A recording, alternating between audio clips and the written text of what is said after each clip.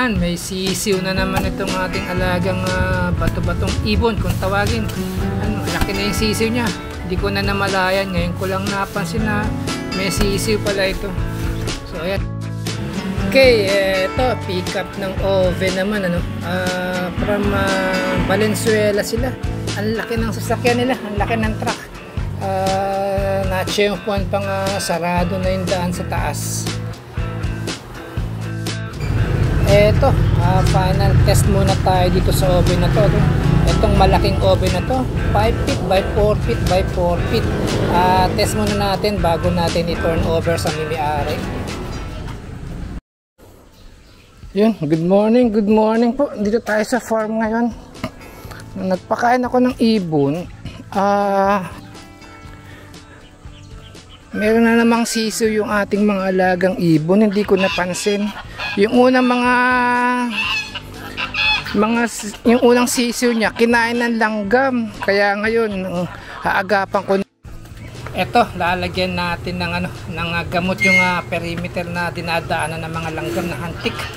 Kawawa naman kasi yung ibon eh. Tapos wala akong pang-spray. Papahid ko na lang siguro, gagawa na lang ako ng parang pinaka-brush dun sa mga possible na tutulayan ng mga langgam.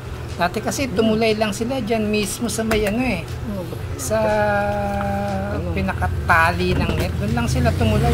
Kaya ito at ako maghahanap ng ating pang-spray kung po pwede. Try ko din to kung uubra.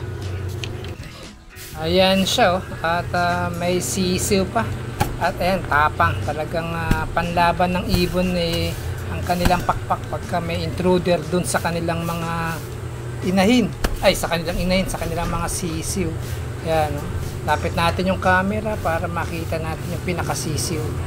Matatakpan talaga niya Ayan, malakas pang pumitik ito. Asan ba? Teka, hindi makita. Masyadong protective itong kanyang nanay. Next time, pagka medyo nakakalabas-labas na yung ibon, kukuha na natin ang video. Kanina, kagagaling lang natin sa farm, Tapos ngayon, mag-test tayo ngayon ng ating open. Kaso, sira yung aking powder coating gun. Ayan, natanggal yung pagkakadikit ng kanya. Ayan, natanggal yung nozzle. Pero, natanggal yung pinakadikit niya. At ayusin na lang natin yan pagka magagamit pa naman yan kahit na ganyan siya. Matapos lang at ma-test yung ating pinapowder coat. Ma-test din yung pinakamalaking oven na ito. Okay, tapos na mag-powder coat. Ito natin nasasala ngayon. Testing itong 5 feet by 4 feet by 4 feet. 5 feet ang taas, 4 feet ang kanyang lapad. Yan. Tapalin.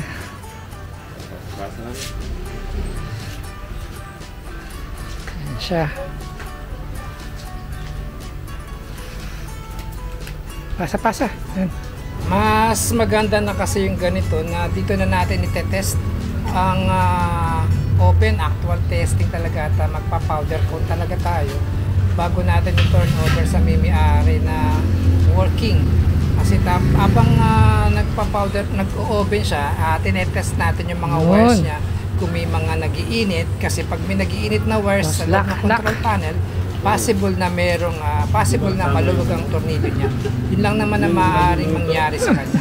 Pero kung sa mga wires lang ay tamang-tama yung kapal ng wire na ginamit, kakapal na wire ang ginamit ko, kaya malabo siyang mag-iinit. Yun lang ang maaaring cause pagka maluwag ang pagkaka-screws o yung tornilyo niya sa mga terminals at maluwag, maaaring mag-cause ng init. Yun. Tapos start natin to kasi bakit hanggang set natin ngayon to sa 15 minutes. Kasi nag-test kami kahapon kaya nasa seconds lang siya. So PO1 set Tapos 15 minutes tayo. Malog. Okay. 15 minutes. Set lang natin siya ng 15 minutes. Yan, okay. Yan. Yan. Waiting na lang tayo niyan. Hindi namin masara gawa ng naka-test cord lang tayo. Yan. Nagsak. Ito kasi magkakaroon ng sariling linya yan. Ha? Oo.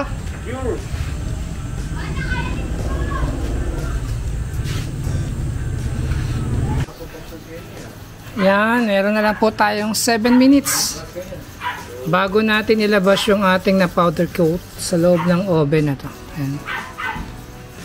Tayo na lang natin siyang mag-alarm. Okay. So ayan, meron na lang tayong 1 minute. Ay, tinamaan ko pa yung saksakan. Pambihira. Sorry naman.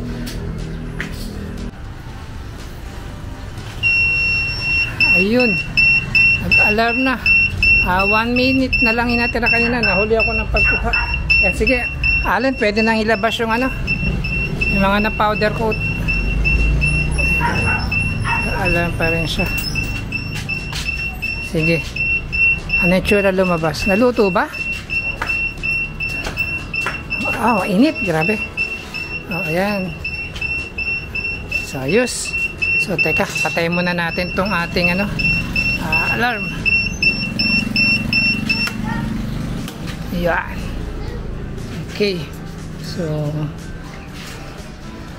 pwede na sigurong labas. Alin? Yan yung ano, yung yan pala, yung leather gloves yan. Yan, ito.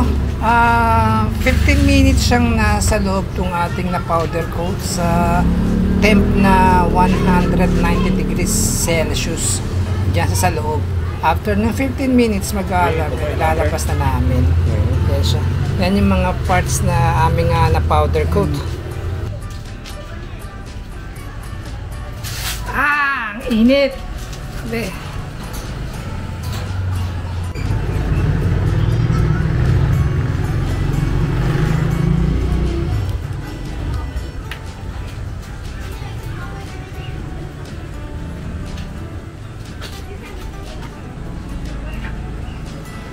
Naging design pa yung sa suppressor mo.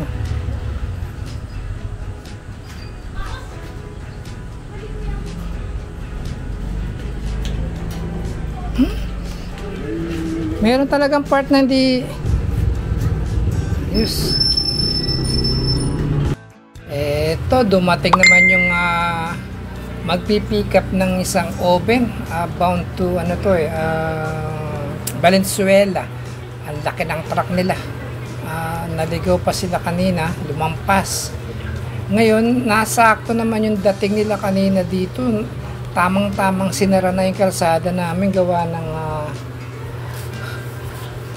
may mga ano, tawag nito, nagpipinitensya na.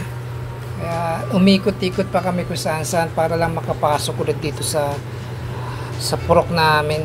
Ayan. Kailangan lang ibuelta tong sasakyan na to para nakatutok na doon pa uwi nila. Bubuelta lang nila itong sasakyan. Ito, at ayan, ibubuelta na nila. Napakalaking sasakyan nito. Galing pa sila ng Guagua, Pampanga. Tapos hindi ko maisip kung paano sila napunta ng Magalang.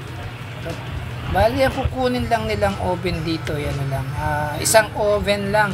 At hindi napasabay yung kanilang ano, yung papagawa pa sana ng painting booth. Spray painting booth nila. Yan. Ito.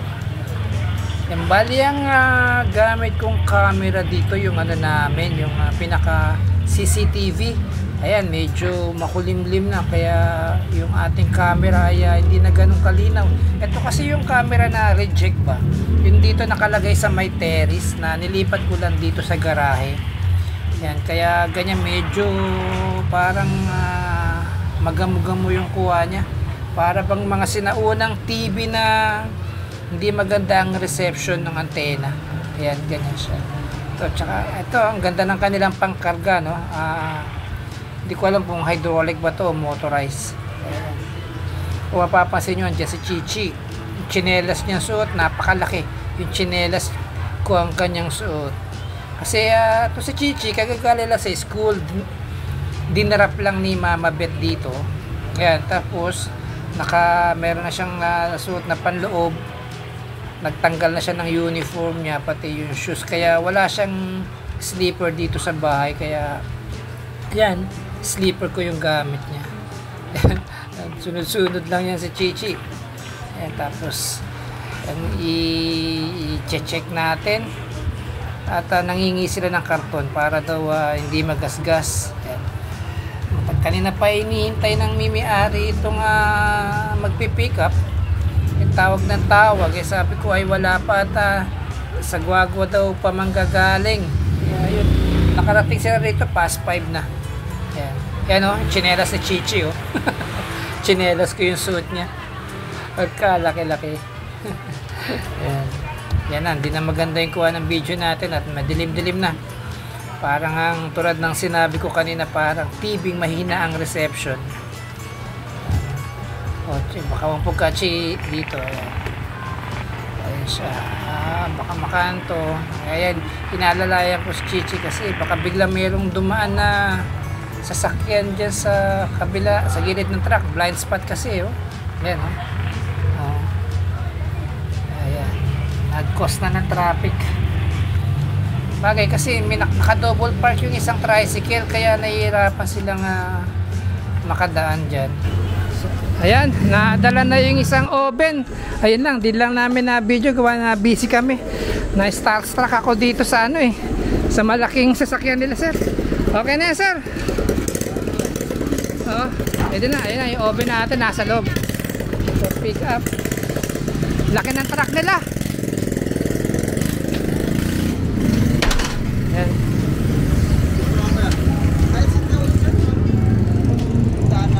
Oo. Pag dinaretso to, Dire-diretso lang kayo niyan, sir. Thank you din, thank you. Wala ka pa ka. Huwag kang mag-sleeper. Ayan sila. Ang laki ng pang-pick up nila. Ayan. Bawasan na tayo ng isang oven.